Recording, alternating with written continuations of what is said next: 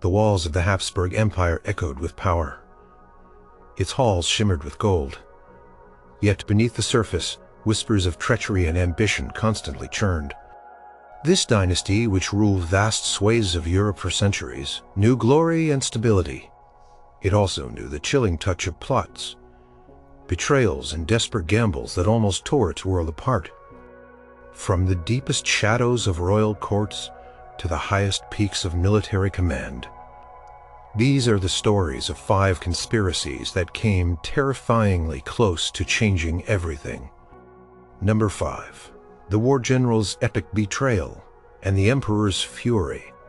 Albrecht von Wallenstein was a titan of his age, a man who rose from relative obscurity to become the supreme commander of the imperial armies during the 30 Years' War.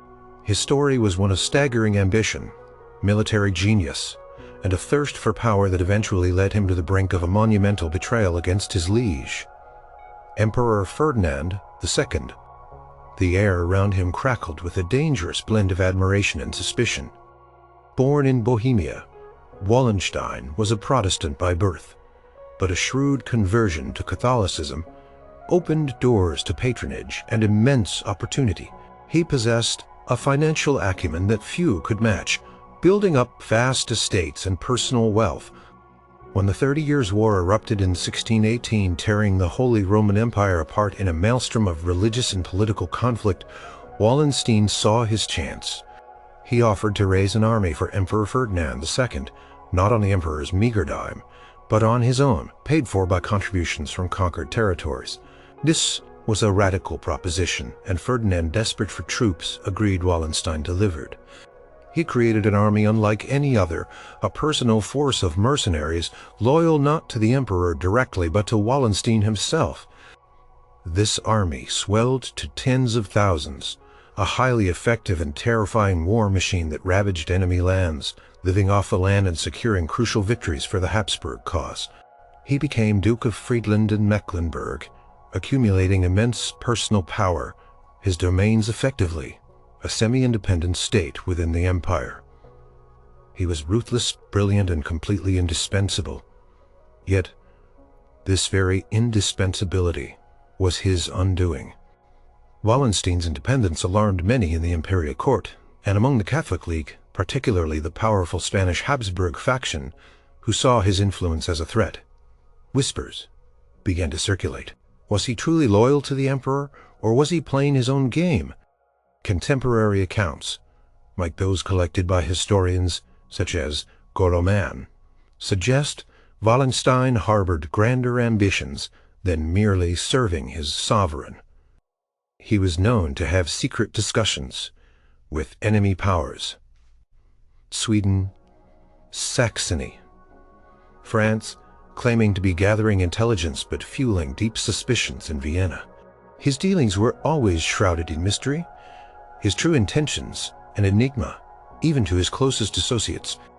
In 1630, driven by the jealousy of other princes and Wallenstein's perceived arrogance, Emperor Ferdinand was pressured to dismiss his most powerful general. Wallenstein retreated to his estates, but the war went badly without him.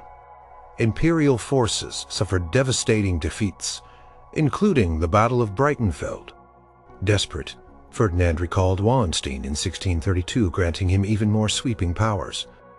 Wallenstein was now essentially the military dictator of the empire. Upon his return to command, Wallenstein's behavior became even more perplexing to Vienna. He continued his secretive negotiations with the Swedes and Saxons, ostensibly seeking a general peace, but doing so on terms that seemed increasingly favorable to himself. He began to demand personal oaths of loyalty from his officers, bypassing the emperor's authority. This created a dangerous situation. The most powerful army in Europe, commanded by a man whose ultimate allegiance was becoming increasingly ambiguous. The culmination of these suspicions came in January 1634.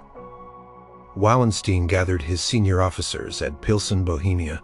There he presented them with a document known as the Pilsen Compact. In it, the officers pledged their unwavering loyalty to Wallenstein himself, a crucial, almost imperceptible clause was inserted. Their loyalty to the emperor was conditional on Wallenstein remaining loyal. This was interpreted by Wallenstein's enemies in Vienna as a clear signal of his intention to defect or even to seize the Bohemian crown for himself, perhaps with the help of the Swedes. This document, according to imperial intelligence, amounted to high treason. The plot was now in motion.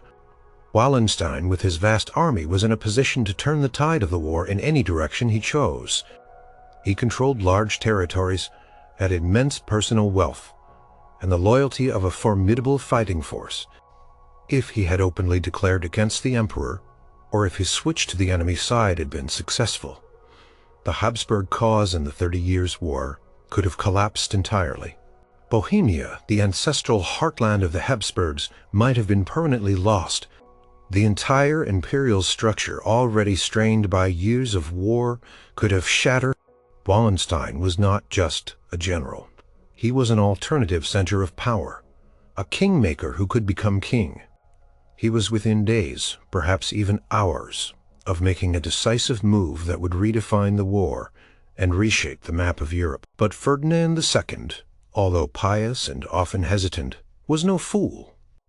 He had long been besieged by reports from Wallenstein's numerous enemies at court, particularly those from the Spanish party and the Jesuit confessor Father Lenormand. They painted a picture of a man utterly corrupted by ambition, on the verge of open rebellion. Wallenstein's own officers, sensing the emperor's growing distrust, began to send secret reports to Vienna, confirming the general's suspicious activities. On January 24, 1634, Ferdinand II issued a secret patent. It stripped Wallenstein of his command and declared him a traitor, ordering his arrest, dead or alive. This was a dangerous gamble, risking a civil war within his own army. Some of Wallenstein's most trusted generals, like Ottavio Piccolomini and Matthias Galaz, had already been secretly swayed back to the emperor's side, their loyalty to the crown proving stronger than their oaths to Wallenstein. They were crucial in executing the emperor's order. Wallenstein, increasingly isolated, retreated to Eger in western Bohemia, hoping to rally his remaining loyalists. He still believed he held the upper hand, that his power was absolute. He still thought his influence over his troops was enough to ensure his safety and his plans. But the net was tightening. A smaller group of loyal imperial officers, led by the Irish mercenaries John Gordon and Walter Butler, decided to act. They were among the remaining officers in Eger who pretended to be loyal to Wallenstein, but had secretly sworn to carry out the emperor's orders. On the night of February 25, 1634, the conspirators struck. Wallenstein's closest advisors, Count Adam Turska, Count Wilhelm Kinsky, and Colonel Christian Illo, were lured to a banquet at Eger Castle. There they were ambushed and murdered by Butler's dragoons. Immediately after, a party led by Captain Walter Devereux broke into Wallenstein's chambers. The general was reportedly preparing for bed. He saw the assassins, recognized Devereux, and was stabbed with a halberd. The most powerful military commander in Europe, the man who had almost single-handedly kept the Habsburg Empire in the fight, died not in battle, but by assassination. A swift and brutal end to his suspected betrayal. Wallenstein's immense wealth and vast lands were immediately confiscated by the emperor and distributed among those who had remained loyal, particularly those who had participated in his demise. The imperial army's command structure was centralized, ensuring that no single general could ever again accumulate such dangerous levels of personal power. The 30 Years' War continued, but without the unpredictable genius and the chilling specter of Albrecht von Wallenstein. Number 4. The Hungarian noble's secret plot against the emperor. For centuries, Hungary existed in a complicated dance with the Habsburg monarchy. After the devastating Battle of Mohacs in 1526, where the Ottoman Empire crushed the Hungarian army, the country was effectively split. The Habsburgs gained control of a portion known as Royal Hungary, while other parts fell under Ottoman rule, or became the Ottoman aligned Principality of Transylvania. This division created a constant tension, a yearning among the Hungarian nobility for their ancient independence, for a unified Hungary free from foreign domination. By the mid-17th century, under Emperor Leopold I Habsburg rule, and royal Hungary had grown increasingly absolute. The emperor sought to centralize power, diminish the traditional privileges of the Hungarian estates, and suppress Protestantism, which was widespread among the Hungarian nobility. Adding insult to injury, the Peace of Vasvers, signed in 1664 between the Habsburgs and the Ottomans, was seen by many Hungarians as a betrayal. Despite an imperial military victory over the Ottomans at the Battle of St. Gotthard, the peace treaty left large parts of Hungary still under Ottoman control. For the proud Hungarian magnates who had borne the brunt of the Ottoman wars, this was a humiliating and unacceptable compromise. Out of this simmering resentment, a dangerous conspiracy began to brew. The leading figures were some of the most powerful and influential Hungarian and Croatian aristocrats of the day. Palatine Ferenc Wesselényi, the highest dignitary in the Kingdom of Hungary, lent his name to the plot. Other key figures included Peter Szényi, the Ban of Croatia, and a brilliant military leader, his brother-in-law Fran Christo, Frankopan, and Ferenc Nadasdy, the Lord Chief Justice of Hungary. These men were not only wealthy landowners, they commanded private armies, held immense political sway, and were heroes to their people. They saw themselves as the guardians of Hungarian liberty against an encroaching foreign power. The seeds of discontent were sown in secret meetings, held in the remote castles and opulent estates of these powerful nobles across Hungary and Croatia. The conspirators discussed their grievances: the erosion of Hungarian self-governance, the heavy taxation of Protestants, and above all, the perceived betrayal of the Peace of Vasvar. They debated radical solutions. How could they free Hungary from Habsburg domination? Initially, some conspirators sought support from France, a rival of the Habsburgs. But French assistance proved elusive and unreliable. So the Hungarian magnates turned to a more dangerous yet potentially more effective ally: the Ottoman Empire. This was a desperate gamble, the pact with the very enemy they had fought for generations. They reasoned that a temporary alliance with the Ottomans, who also sought to weaken the Habsburgs, could help them achieve their ultimate goal of an independent Hungary, after which they could deal with the Ottomans themselves. This was a highly controversial and risky move, dividing even some within the conspiratorial circles. The scheme began to unfold over several years. Secret communications were established with Ottoman officials in Transylvania. In Constantinople, the conspirators worked to recruit more nobles, officers, and even common soldiers to their cause. They stockpiled weapons, circulated manifestos outlining their grievances and aims, and began to ready their private armies for a coordinated uprising. The plan involved seizing key strongholds, launching a surprise attack, and then appealing to the broader population for support. With the expectation of Ottoman military aid, the conspiracy grew in scope and danger. It became widespread among a significant portion of the Hungarian elite, a testament to the deep-seated frustration with Habsburg rule. The country was a powder keg, ready to explode. The almost succeeded moment came in the form of careful preparation, and the very real possibility of a coordinated strike. The leaders had secure commitments, established lines of communication, and were poised to set a definitive date for the rebellion. Peter Szényi, a man of action, was particularly eager to strike. There were detailed plans for coordinated uprisings in various regions, intended to overwhelm Habsburg garrisons and declare independence. The level of organization and the sheer power of the conspirators meant that if they had launched their rebellion at the opportune moment with sufficient foreign support, they could have plunged the entire Eastern Habsburg domain into chaos, potentially breaking Hungary free. The prospect of a full-scale rebellion, possibly backed by Ottoman armies, loomed large over Vienna. However, the Wesselényi conspiracies ultimately unraveled. Several factors contributed to its failure. Firstly, there were deep internal divisions among the conspirators themselves. Disagreements arose over tactics, timing, and crucially, the extent of reliance on the Ottoman Empire. Some, like Peter Zinier, were more radical and willing to risk open war, while others were more cautious. Archbishop Georgi Lebey, an early and influential member, died in 1666, weakening the plot's intellectual and moral leadership. Secondly, the crucial foreign support from France proved to be lukewarm, and the Ottomans, while interested in destabilizing the Habsburgs, were cautious about committing large-scale resources to an uncertain rebellion. They offered only vague promises of aid. Without a strong external power fully committing to their cause, the conspirators lacked the overwhelming force needed to challenge the mighty Habsburg military. Finally, and most crucially for the immediate failure, the highly effective imperial secret service of Emperor Leopold I managed to infiltrate the conspiracy and gather intelligence. Through informants, intercepted letters, and careful observation, Vienna became aware of the dangerous plot. One key piece of evidence, a letter from Peter Zinier to a Croatian noble, was reportedly discovered, providing the imperial court with undeniable proof of the treasonous intentions. With the conspiracy exposed, Emperor Leopold acted swiftly and decisively.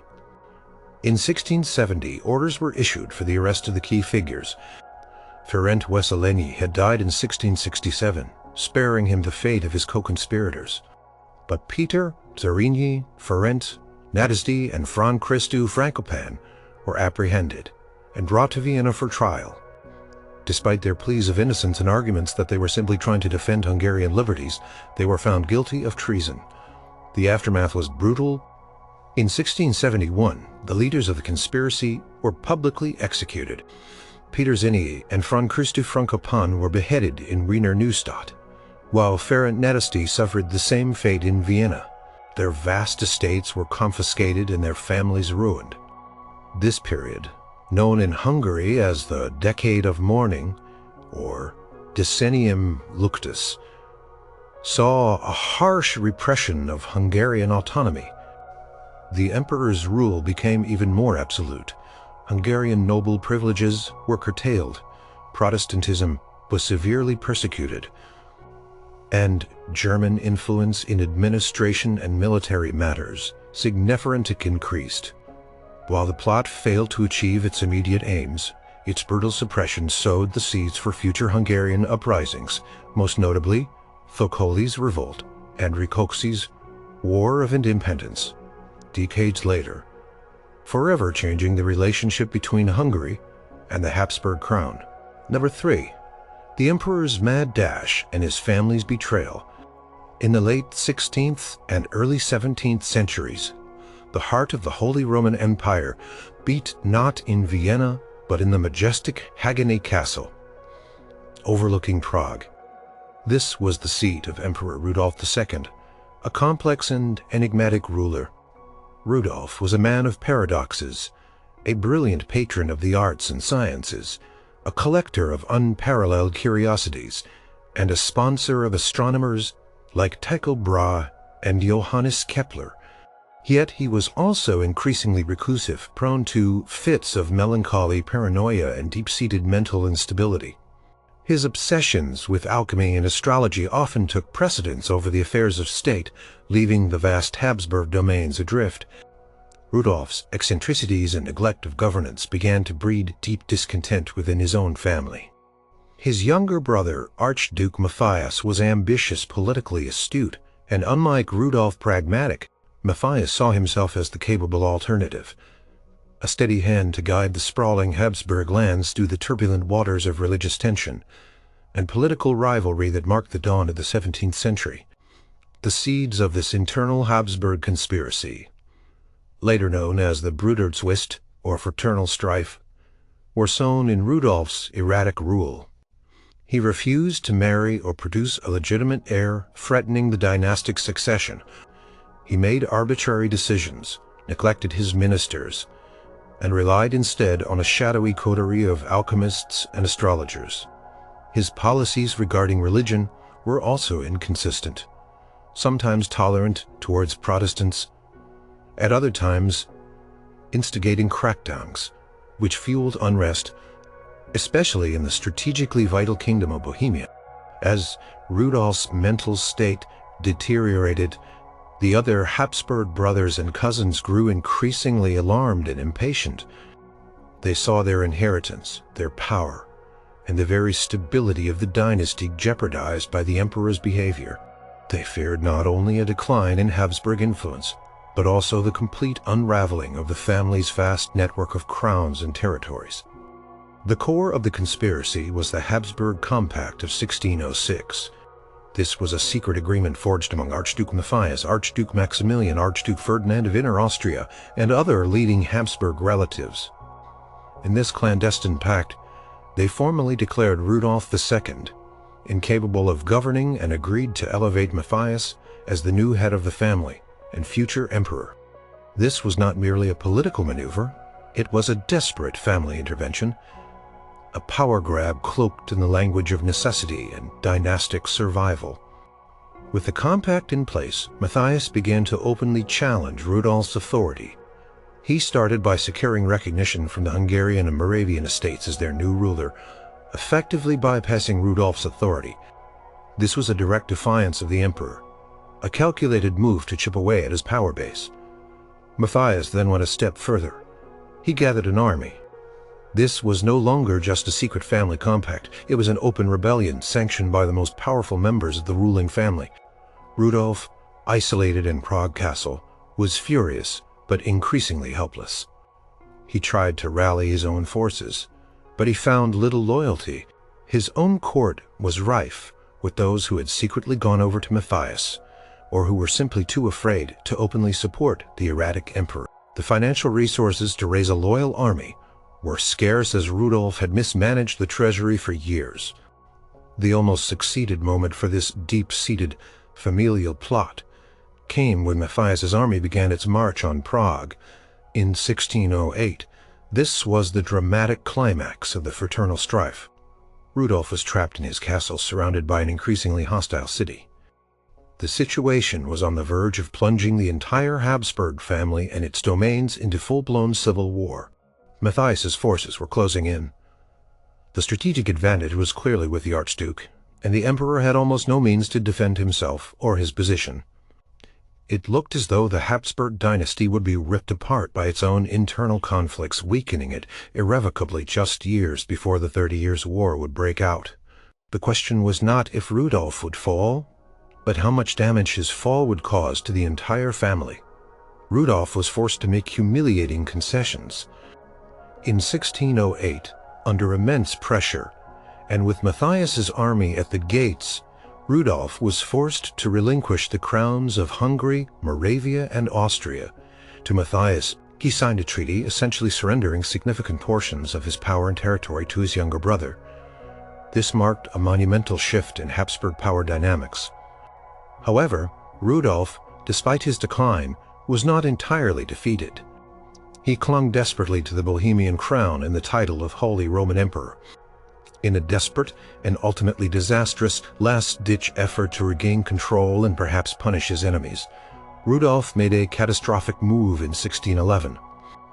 He invited an army of mercenary troops under his cousin Archduke Leopold from Passau into Bohemia. Ostensibly, these troops were to restore order, but their presence and the plunder they inflicted only alienated the Bohemian estates further and made Rudolf even more unpopular. The Bohemian estates, thoroughly exasperated by Rudolf's erratic behavior and the chaos caused by the Passau troops, finally acted in 1611. They formally deposed Rudolf as King of Bohemia. Matthias entered Prague in triumph and was crowned King of Bohemia. Rudolf II was confined to Prague Castle, stripped of all his crowns, save the Holy Roman Empire, which he lost the following year upon his death in 1612. Matthias became Emperor Matthias. The brutal twist had indeed torn the family apart, leading to an effective usurpation of an emperor by his own kin. This protracted internal struggle significantly weakened the Habsburg position across their lands. Just a few years before the simmering religious tensions across the empire would erupt into the catastrophic 30 Years' War, a conflict for which the Habsburgs were ill-prepared due to their own internal squabbles. Number 2. The Lost Prince and the Secret Abduction Plan. Born in 1811, he was Franz, Duke of Reichstadt, though history knows him better as the Aillon or the Eaglet. He was the son of Napoleon Bonaparte, the legendary Emperor of France, and Maria Ludovica of Austria, a Habsburg Archduchess. For the Habsburgs, this boy was a complicated trophy. He was their grandson, yet also the living embodiment of a terrifying legacy, a reminder of the man who had nearly shattered their empire. After Napoleon's final defeat and exile, the young prince was brought to Vienna, raised in the imperial court at Schönbrunn Palace, under the watchful eye of his grandfather, Emperor Francis I. He was given a Habsburg education and title, but he was also effectively a royal prisoner under constant suffocating surveillance. To many across Europe, particularly the fervent Bonapartist and liberal groups in France, the Duke of Reichstadt was more than just a prince. He was a symbol, a beacon of hope for a return to Napoleonic glory, a potential claimant to the French throne, and a rallying point for those who chafed under the restored Bourbon monarchy. He represented a future that could once again ignite revolutionary fervor and redraw the map of Europe. His existence was a constant source of anxiety for the conservative European powers, especially the Habsburgs and the architect of their foreign policy, Prince Metternich.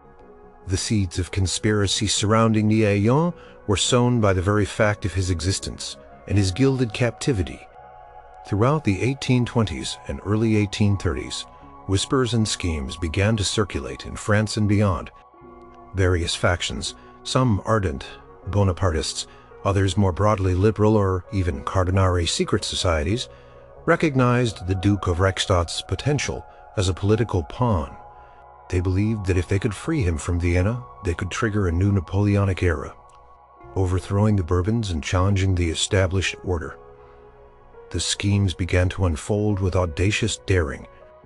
Intelligence reports from Austrian spies across Europe, meticulously compiled for Metternich, painted a picture of multiple, overlapping plots. One of the more prominent schemes involved an attempt to abduct the Duke directly from Schönbrunn Palace. This was no small feat. Schönbrunn was a heavily guarded imperial residence, surrounded by walls, patrols, and a network of loyal servants and watchful agents. The detailed planning involved intricate steps.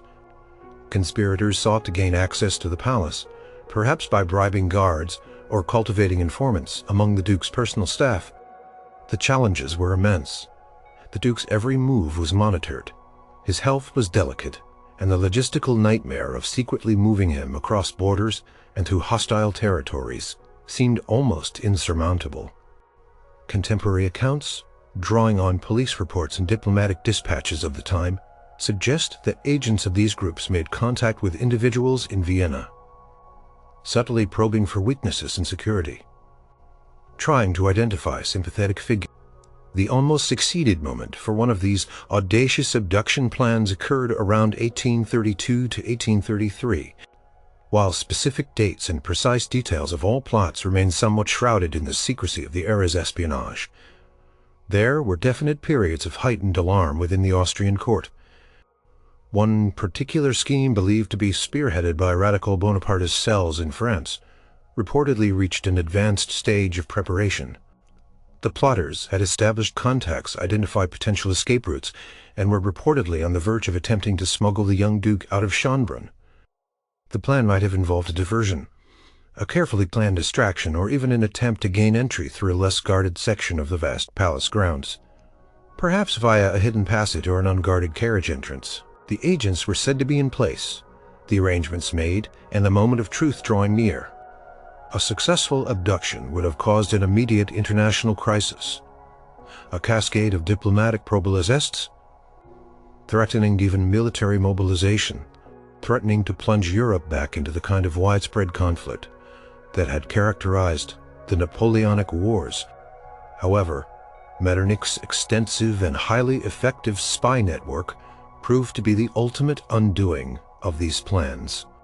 Austrian intelligence was second to none in Europe at the time, operating with a ruthless efficiency, honed by years of suppressing liberal and nationalist movements. Informants were everywhere, and every suspicious contact, every whispered rumor, every intercepted letter was carefully analyzed. The Viennese police and Metternich's agents moved swiftly. Key conspirators were identified and apprehended before they could execute their plan. Arrests were made in France, Italy, and within the Habsburg Empire, dismantling the networks that sought to free the Duke. The plots were thwarted not by a single dramatic confrontation, but by the relentless quiet work of intelligence gathering and preemptive arrests. The threads of the conspiracy were systematically cut before they could fully weave into a successful outcome. The final, unexpected, and ultimately definitive blow to all these abduction plots came from a biological source. The Duke of Reichstadt, who had suffered from delicate health throughout his life, succumbed to tuberculosis in July 1832. He died at Schönbrunn Palace, in the very room where his father, Napoleon, had signed the Peace of Schönbrunn more than 2 decades earlier. His death at just 21 years old rendered all abduction schemes and Bonapartist hopes completely moot. The potential symbol of a resurgent Napoleonic empire was gone, the passing of the Aiguillon. While a personal tragedy for his mother and some in the Habsburg court closed a dangerous chapter for the Austrian Empire, the Bonapartist threat, at least in the form of a living legitimate heir, receded for a time, though a new one would emerge decades later with Napoleon III. For the Habsburgs, it was a quiet relief, an end to a very real and persistent threat to the fragile peace of Europe. Number 1. The last emperor's daring return to power. The First World War shattered empires, reshaped maps, and toppled dynasties. Among the fallen was the ancient house of Habsburg, which had ruled for over 600 years. Emperor Charles I, the last monarch of Austria, Hungary had ascended to the throne in 1916, amidst the war's final brutal years. He tried desperately to make peace, but his efforts were in vain. In November 1918, facing revolution and the collapse of his empire into its constituent national states, Charles issued a proclamation. It was not an abdication of his right to the throne, but merely a renunciation of his participation in state affairs. He still held the belief that one day he would return. After a brief tense period in Austria, Charles and his fiercely loyal wife, Empress Sita, went into exile in Switzerland. But the emperor was not content to live out his days in quiet retirement. He saw the political turmoil in Hungary, one of his former kingdoms, as an opportunity. Hungary, though officially a monarchy, was without a king, ruled by a powerful regent, Miklos Horthy, a former admiral in the Austro-Hungarian Navy. Horthy had crushed a communist revolution and established a conservative government. However, a strong faction of legitimists in Hungary longed for the return of their rightful king, Charles I. The stage was set for a daring gamble. Charles, driven by a deep sense of duty and a burning desire to reclaim his heritage, embarked on 2 audacious attempts to regain his throne. In 1921, the first attempt came in March 1921. He traveled in disguise, using false identities, his loyal entourage meticulously planning every step. He slipped across the Austrian border and into Hungary, eventually arriving in the western Hungarian city of Szombathely. There he met with a small group of legitimist officers, loyal to his cause, who had been expecting him. They arranged his onward journey to Budapest. Upon his arrival near the capital, Charles expected a grand welcome, a triumphant procession that would sweep him back to power. Instead, he met unexpected resistance from Regent Horthy. Horthy was a pragmatist. He knew that Charles's return would provoke an immediate and violent reaction from Hungary's neighbors, particularly Czechoslovakia and Yugoslavia, who had formed the Little Entente precisely to prevent a Habsburg restoration. They had threatened war if Charles returned. Horthy met with Charles in a tense, highly charged encounter. Charles, asserting his divine right, demanded that Horthy relinquish the regency and restore him to the throne. Horthy, however, refused, citing the immense international pressure and the very real threat of immediate invasion. He spoke of avoiding bloodshed and preserving Hungary's fragile independence. Charles, realizing he lacked widespread military support and was confronted by Horthy's firm resolve, was forced to back down. After a brief standoff and negotiations during which he retreated to Esztergom, Charles returned to Switzerland, pressured by both Horthy and the Allied powers. The first attempt, though bold, had failed. But Charles was not deterred. His belief in his sacred duty to his people remained unshaken. 7 months later, in October 1921, he launched an even more desperate and daring second attempt. This time he believed his support had grown, that the Hungarian people were ready for their king.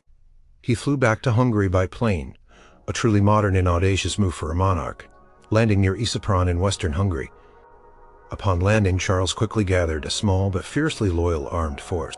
These were mostly legitimist officers, enthusiastic university students, and some peasants, all eager to see their emperor restored.